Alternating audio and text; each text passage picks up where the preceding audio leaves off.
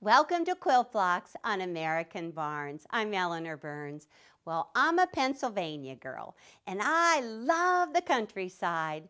I grew up visiting my aunts and uncles on their farm and just had so much fun playing in their bank barns. This is a great Pennsylvania bank barn. There's two entry levels in a bank barn. There's always one down in the bottom level. Now the cows could just come out of that door and right into the fields. And then there's a second upper level where they drove the wagons into the upper level, and then they could just throw hay from the top down to the cows. It's great. And I love the snow in this picture. It's wonderful. Well, this bank barn has a brick foundation and a pig almost as big as the barn, and that chicken could probably just carry the barn away. The 3-inch block stitched in the bank barn is called Flying Kite. It has a 3-inch framing border stitched around it. Now this block is the same one. It's 12 inches square and very easy to do. Now you could make a little tiny one for the 6-inch barn, but that is a challenge, very doable. Well, my sister Patty is always very creative. She chose to use purple and green in her quilt. Well, this is her quilt. It's called Lavender Hill Farm. It's wonderful with the purple blue sky. Look at the hole in the barn door right here.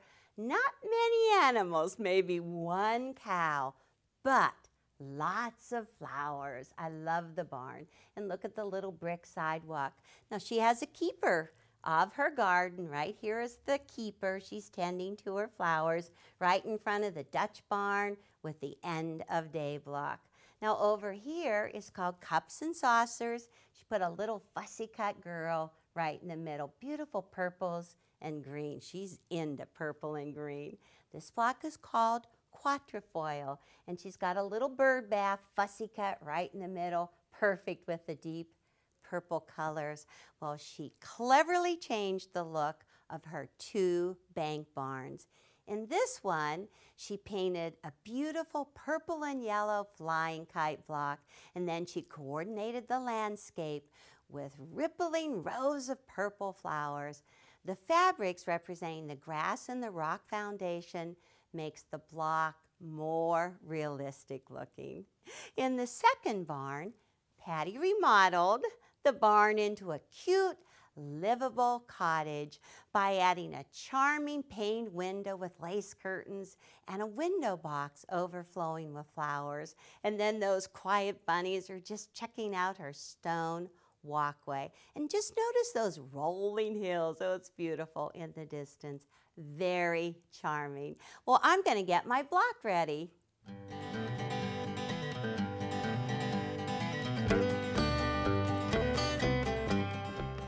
Before I started sewing these little 3-inch blocks, I thought I could never do it.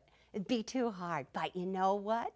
I can do it, and it's fun. So don't be afraid to give it a try. Well, I'm going to start out with this part of the block with the yellow in the center and the background. Those two pieces come from squares. They are 2 7/8 inch squares. You're going to put the yellow on the bottom, the white on the top, like so, and just take the diagonal line on your 6-inch square up ruler and line up corner to corner and draw one diagonal line. And I use a fairly heavy marker, and it's really just so you can see it. Make these lines so that they're even softer for you. And then the next thing is put on your 1/4-inch foot on your sewing machine and start sewing a 1/4 inch away from the line down to the crossing point. Pivot, go across that center 1/4 inch and down the other side. And then just repeat it. It's kind of a ziggy-zaggy. Okay, let's go like this. Straight down, pivot, across, and down again. So you do that ziggy-zaggy thing. Okay, now take your ruler, line it up on that diagonal line, and cut. Cut it in half. The reason that we do it this way is because we want every piece to come out identical. And this is the only way you can do it. So I've got the 4 pieces. They're all cut exactly the same now. Just stack them up and drop them on your pressing mat with the dark color on the top. I want to press towards the yellow. So every time, whatever color you want to press toward, put that piece on top. So we've got them all perfect. You'll see everyone's exactly the same. These are little, boy, you've got to move fast or you'll burn your fingers. One more. All right, that is all that's to 1/2 of the block. Not bad, huh? Okay, the second part is strips. And you know I'm the queen of the strippers. This makes it so easy. There are 3 different strips. There are 2 backgrounds. They are both 1 inch wide. And then you have a dark blue in the center, and it is 2 1/4 inches wide. So take those 3 strips, just sew them together. That was a jiffy. And press the seams towards the dark, toward the blue. Quick. Now, this is the most important part.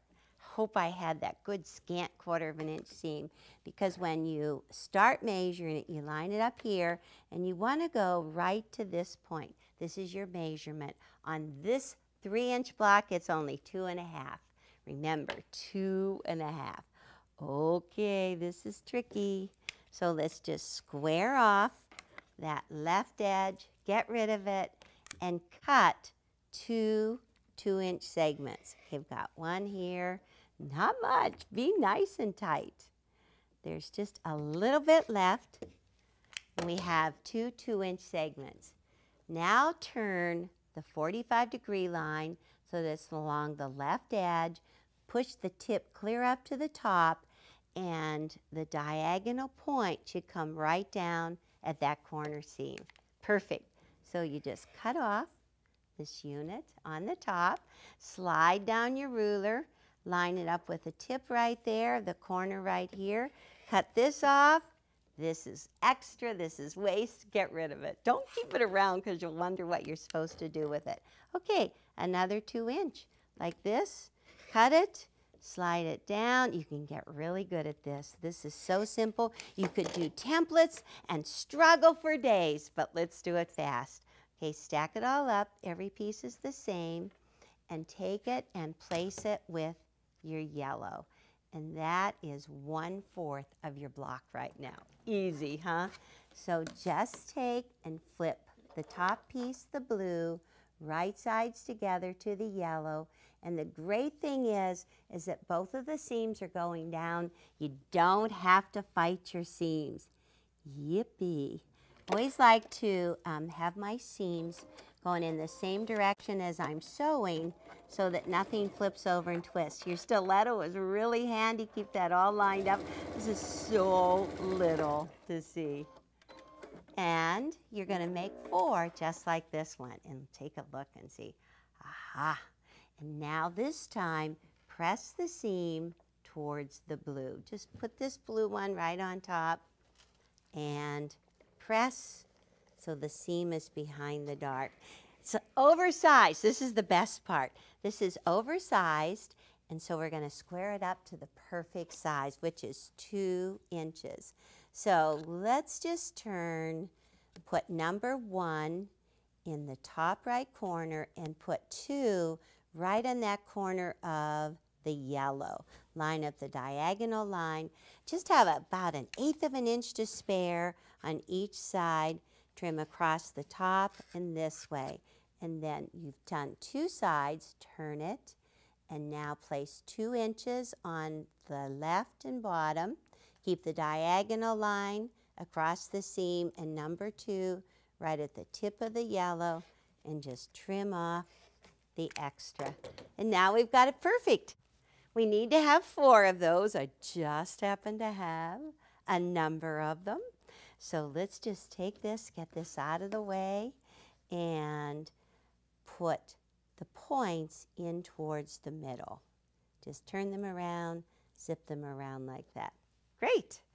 The last step is to just take and sew this vertical row. You flip it right sides together.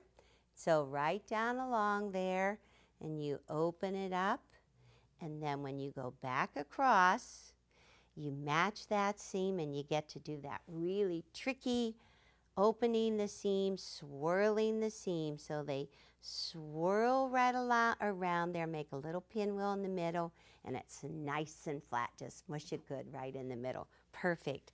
Well, that's the 3-inch block. I want to show you how easy it is to square up the 6-inch block because we have all of these fussy cut rulers that make it very easy to do. This is a 3.5-inch fussy cut ruler, and you just put the X right down through the middle on the seam, put the seam going the opposite way. I put it on a small cutting mat so that I can just trim on 2 sides, and without even picking it up, all you do is just swing it around. I love these fussy cut rulers. My sister Patty and I just came up with the idea one night and made them very easy to do. Okay, so that one's the perfect for finishing with a 6-inch block like that. And the 12-inch block is even more fun. It's with a 6.5-inch fussy cut. Put the diagonal line right down through the middle, the diagonal line this way. That way you get all of your seams. I need room because I'm going to swing here.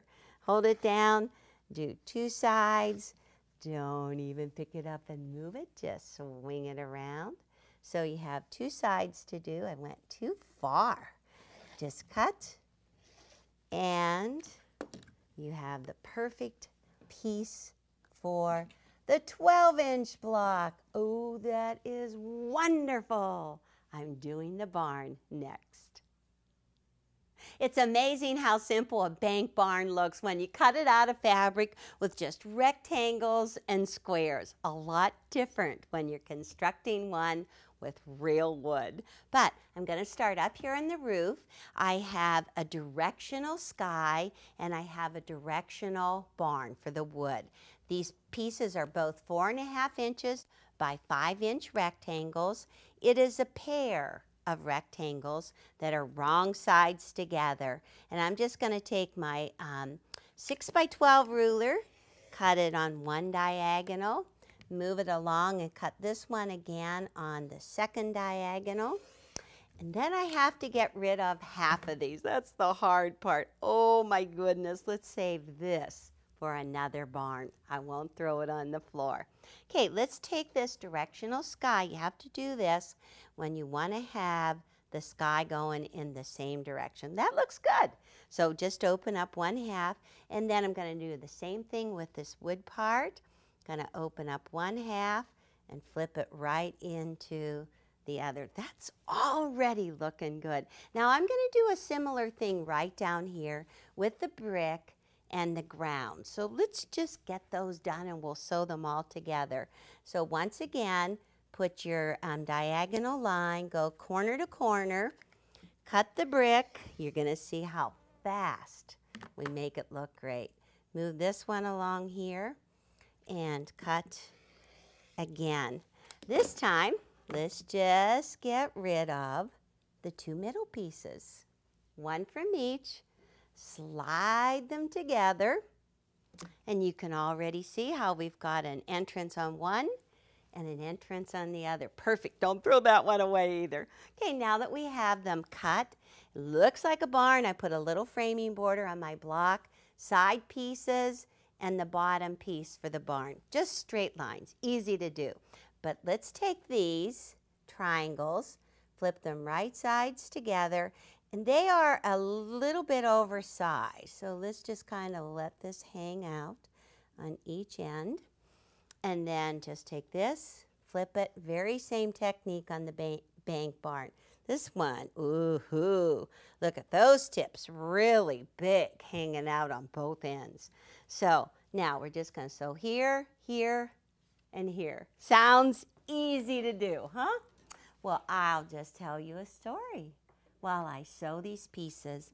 You know, many years ago at my home in Julian, California, the beetles started eating all of the pine, eating all of the logs, and they were all dying. Everything was dying, getting brown needles and everything was falling off. And then we started to have some serious fires. And a number of the trees got burned. And then those logs that all got burned in the fires and all those logs that got damaged by beetles and died started getting loaded on trucks. They were driven down past my home and they were just shredded for garden stuff, whatever. And my friend Brian watched these logs going every day. And one day he said, "Elle, I am going to build you a barn." Well, the plan is to have a bank barn on my property, and I am so excited about it. It's been a number of years, but I still have faith I might get that barn. And the best part of it is, in the upper entrance, it's going to be quilters that go in that door because they're going to go into my barn, and there's going to be beautiful antique quilts hanging all around. And I'm going to share stories, tell you history. Now, doesn't that sound good? Don't you think I should have a barn? I do too. So now I'm just going to take and move these away, and I'm going to set the brick on the top and press that up that way. That's good. But this way I'm going to do half and half. On one half I'm going to do a blue, and on the second half I'm going to do a red. And that way when we sew these pieces together, they are actually going to lock. This is going to look good. So did you like my story? I think it's a good story, and I still have faith that I'm going to get that barn. Maybe in 10 years, maybe in 20, when I'm so old and decrepit I can hardly get out of my wheelchair and talk about those blocks. Okay, that is exactly how the barn's going to look. So right here, these are oversized just a bit. We're going to take and we're going to square these pieces. Oh my gosh, there's not very much. These two pieces are squared up to 4 inches by 5 inches, but look at that sliver trimming. It's all I have to do. Turn it around. It's a 4 by 5, so right now put 4 here, 5 here, and I'm right up to those points. Perfect. And trim this one, turn it around. The sky looks great. It's really fun whenever you can use directional fabrics. Get as many architectural fabrics as you can.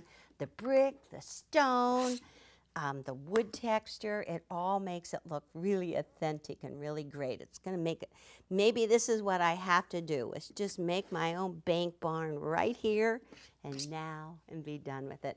Okay, that's that piece right there. And this one right down here is a little bit different. It's actually squared to 3 3/4 by 9 1/2. Okay, there's the 9 1/2, 3 3/4. So I'm just going to square it off like this. I've got 2 lines to go. I'm going to put 9 1/2 right down here and 3 3/4 right there. Just kind of trim it off, and that is perfect. So that's going to go right there like that. Whoops, can't build it like that. There we go. And the sky, just the grass right here, make sure that's going in the right direction, because that's going to go right there on the side. Okay, now this part up here, no rain in our roof. Let's flip it right sides together by pressing these seams in opposite directions. When you take this peak and you line that up, just squeeze that together and it'll lock and match. It's perfect. So get it all lined up in the outside edges, squeeze it together, just sew that 1/4 of an inch seam. Hold it right there. But I've had great times in bank barns, because when I was growing up, my Uncle Bill had a pony farm, and he had a bank barn. And we would always go to the pony farm. My mom would drive all 5 of us and my cousins, and we would go to the pony farm, ride his little miniature ponies. One time we got there, nobody was there, but the pony cart was there. And I remember clear as day, my sisters and my brother made me hitch up to that little pony cart and drive everybody around. Well, I'm having just a little trouble getting that seam open. Split the seam open right down like this and put it right across the top of the bun. Look at the peak. Perfect. All of these units will sew together and you'll have the most perfect bank barn you've ever seen. Another name for Flying Kite is pinwheels, and this is very charming in 1930s Depression-era fabrics. Well, they are 6-inch blocks, and they're sewn together with lattice and cornerstones. Very scrappy and very fun to do. Now, it's finished off with a narrow framing border and a wider border so that we could make a wave along the outside edge. That really adds to the Depression-era look.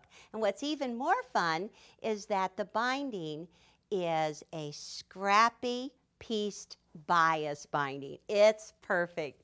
Well, I want to show you how to mark for the wave and then how to cut the bias. But I'm a little short on space here, so I want to perform magic for you and show you how quickly I can get more space on my table. It's like Star Wars down there. Perfect. And then there's a cover. Fits right on there.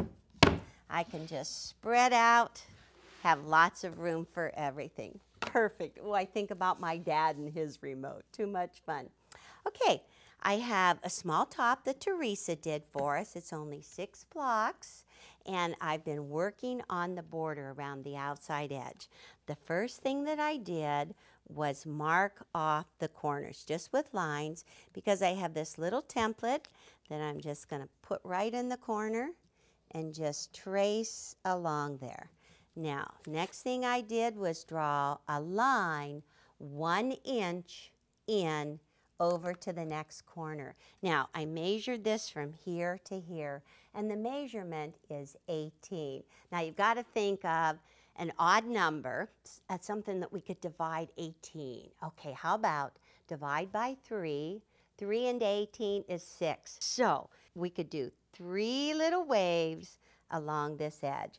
I mark the center, and you find the center on your little wave ruler.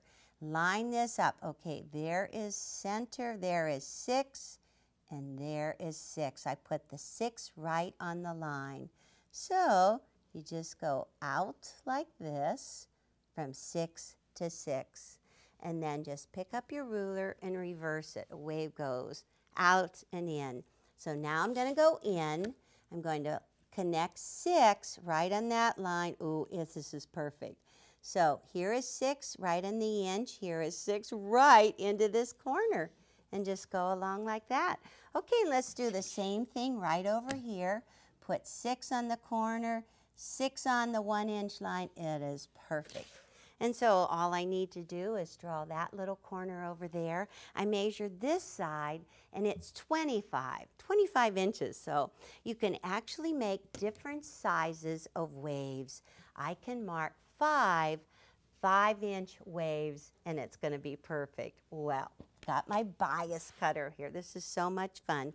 Bias is usually cut at 2 1/4 inches wide. So I'm going to take my new ruler and line up the 2 1/4 inch line. It's a green line right across here.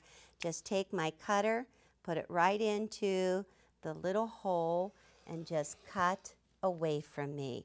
Okay, go over to the next 2 1/4 and just cut away. And you just keep on going right down this strip, cutting your bias. I'll tell you, once I started using this, makes it so easy to do bias. Let me show you. Perfect. So piece these together, and I'm ready to go. Well, in honor of Mary Poppins, why don't we just all go fly a kite? I love red barns. I have always loved red barns. Well, you can certainly spot them at a distance, especially when you're on a quilt trail. Well, I have some beautiful pictures of red barns, the whole complex here. The roof, the sky is just lovely. Another red barn with white trim. The block is perfect on there. Now, I was actually in Sac County, Iowa, when I stood in front of this beautiful red barn.